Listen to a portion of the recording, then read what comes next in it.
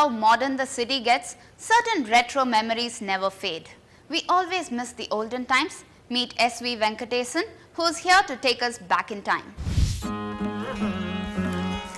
Hello, you want me to share my experiences and also my memories of Madras and now Chennai? The first memory that rushes back to my mind is this paper, The Hindu. My grandfather used to insist when I was 9 years old that I must read The Hindu to improve my English, and it started as a practice. Now it has become a lifelong habit with me. And you want me to talk more about Madras? Let us do that.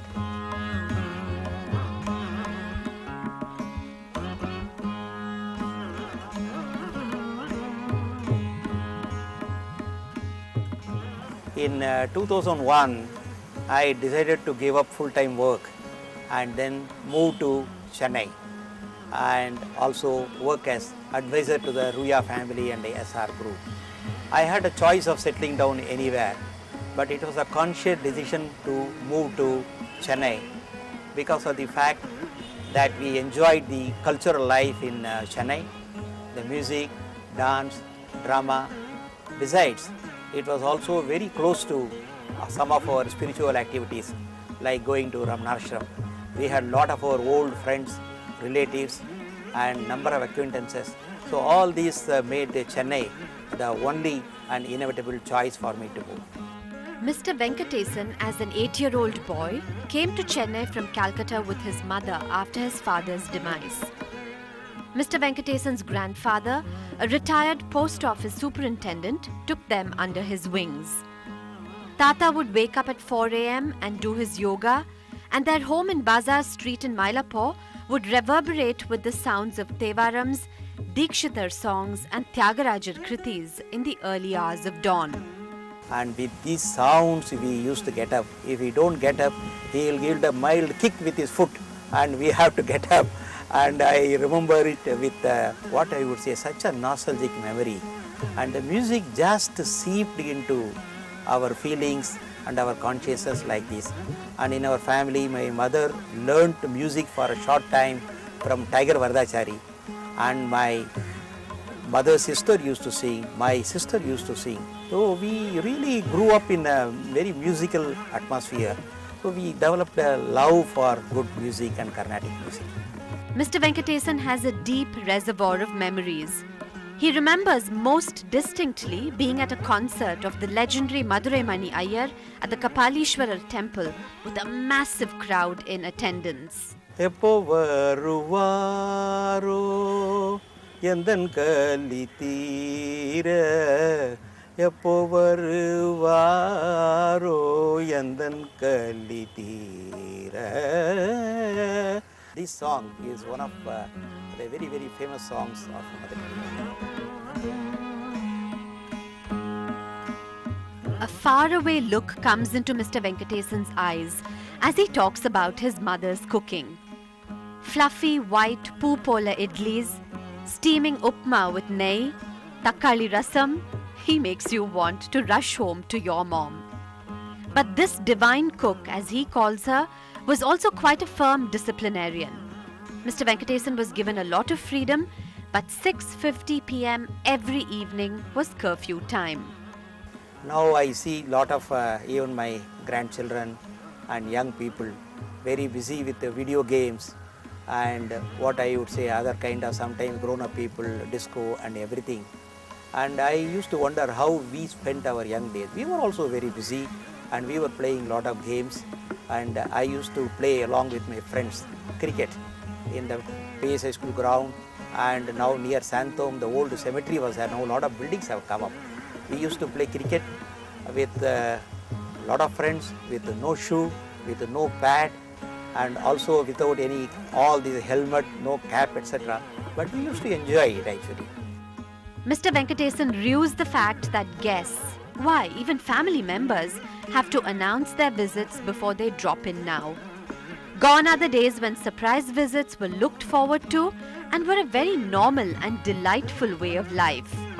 The other thing I really recall with great pleasure, really great pleasure, Our house, we used to have a lot of people.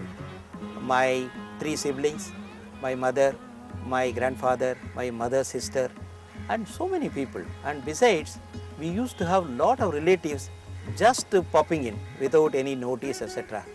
Not like today, if you have to visit somebody, even if your brother or sister, somebody, you have to find out whether you are free, whether you can go.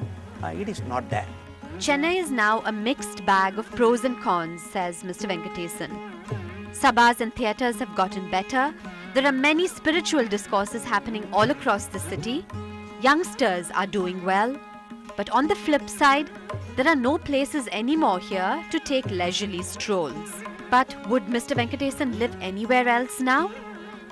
Definitely not, because Chennai resonates and reverberates with all culture, music, dance, drama and spirituality. I wouldn't settle for any other place, definitely not. I guess we Chennaiites are with him, right? It's time now for the best part of the show. I believe that love is a religion. No, seriously, I mean that. Let me prove that to you. Naveen and Ayan met at a Bible school.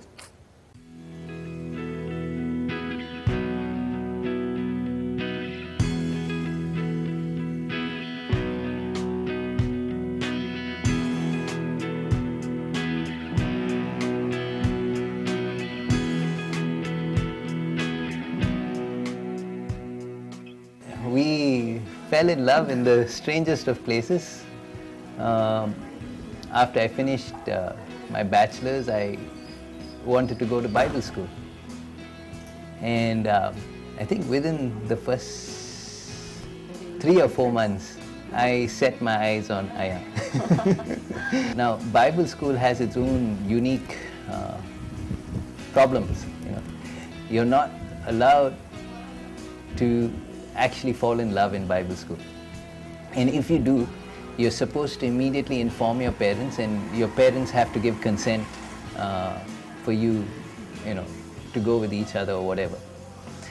And so we had to keep it really secret, and we had a few good friends. She had a real close friend, and I had a close friend, and we would pass letters through them. And that's how it was for 3 years. We'd probably be able to meet once in 3 or 4 months. So all these 3 years have gone by, and then there was a long gap where I wouldn't speak out to my parents, and Naveen was like, "Come on, you have to speak it out." And then I was pretty much a very scared kind of a child, and I wasn't feeling very free to talk to my parents about it. But then there came a time when Naveen said, "This is it, I have to come and meet your parents." And I thought, okay, come. And he came along. When I walked into my father-in-law's compound, he wouldn't even say hello to me. And that's how it started. And the first part of the meeting was a lecture to Ayan, and it was all in Ao, so I didn't understand it. But later I found out it was, all rebukes about meeting a guy like me. But anyways, over that one day, I think my father-in-law began to like me, and they put down a customary law.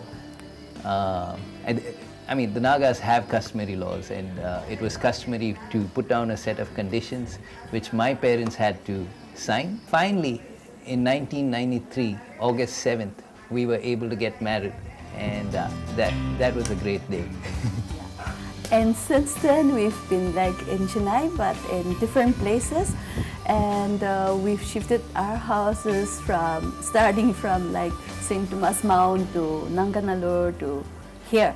And we've done quite a lot of things also along the way, like helping the churches and working with organizations and stuff like that. And finally, we shifted here about 8 years ago. And we really love this place, and we are really happy here to be settled here, and we are enjoying life. I really started playing in bands in MCC High School. I still remember I was the youngest band player. In 9th standard, I was the bassist.